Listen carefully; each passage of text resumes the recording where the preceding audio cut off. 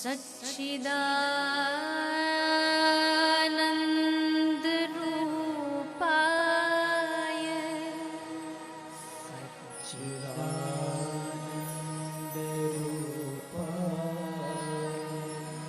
विश्वोत्पत्त्यादि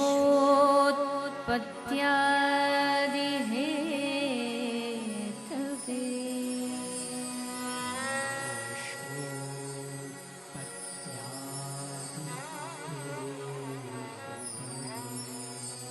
विश्वोत्पत्त्यादि Hathaway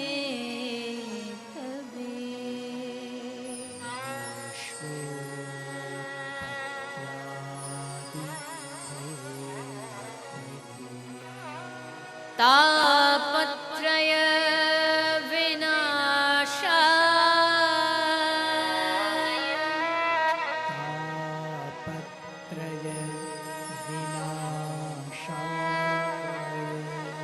तापत्रय विनाशाय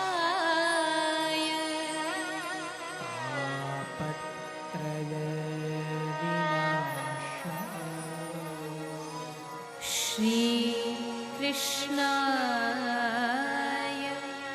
वयं नमः श्री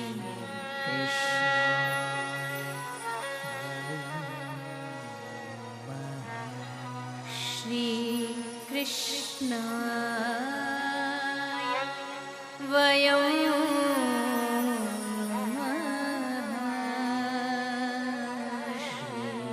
कृष्णा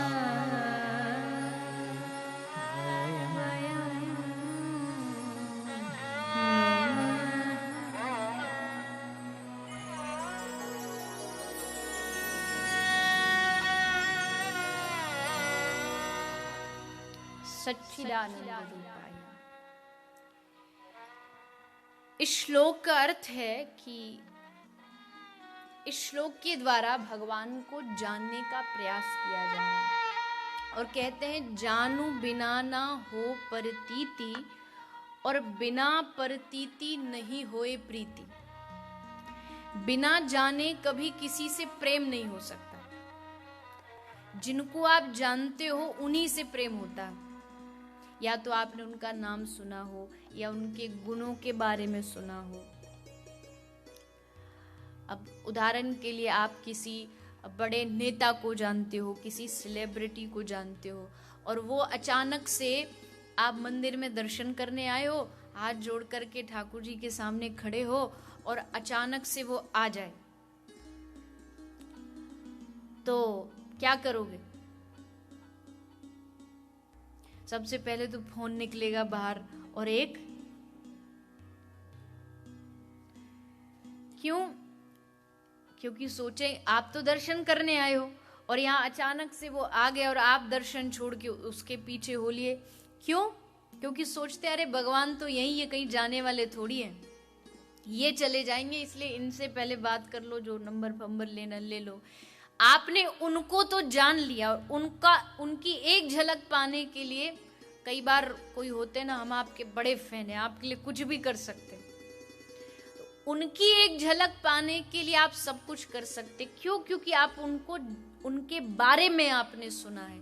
सोचिए अगर वही आप ठाकुर जी के बारे में और उनके गुणों के बारे में सुन लो तो उनको एक झलक पाने के लिए क्या नहीं कर सकता भक्त।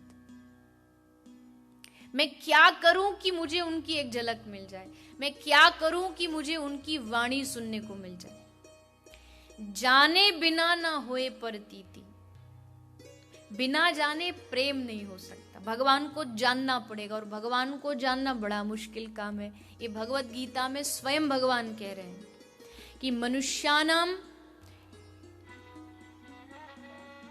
सहस्त्रेषु कश्चिन माम वेति तत्वतः। मनुष्य जो होता है लाखों करोड़ों में से कोई एक विरला मुझे जान पाता है। और कैसे जान पाता है? भगवान को कैसे जाना जा सकता? ज्ञान से, वैराग्य से नहीं।